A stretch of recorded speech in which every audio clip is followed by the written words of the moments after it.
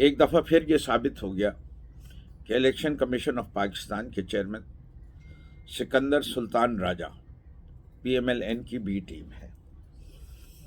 एक ऐसी शख्स को जो बिल्कुल ज़रदारी साहब का राइट हैंड मैन था, उसको केयर टेकर सेटअप का हिस्सा बनाना, ये जाहिर करता है कि ये शख्स इलेक्शन की शफाफियत पे यकीन नहीं रखता।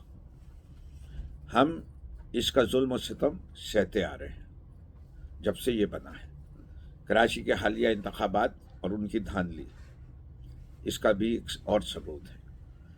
और ये तो सोने पे सुहागा है कि एक शख्स जो मुतनाज़े है, जिसकी ईमानदारी दयानतदारी पे भी सवाल उठाए गए हैं, जिसने प्ली बारगेन के ज़रिए अपने आप को छुड़वाया हुआ है, ये सारी चीज़ें जो हैं मैं समझता हूँ काबिल एतराज़ भी हैं और जायज़ एतराज़ भी हैं। मेरे ख़्याल से वक्त आ गया है कि पाकिस्तान के अवाम जो है इस जुल्म और सितम के ख़िलाफ़ खड़े हों। इससे कि जो लोग इन चीज़ों के फैसलों को तब्दील कर सकते हैं, कोर्ट्स सो मोटो लेते तो और अच्छा था।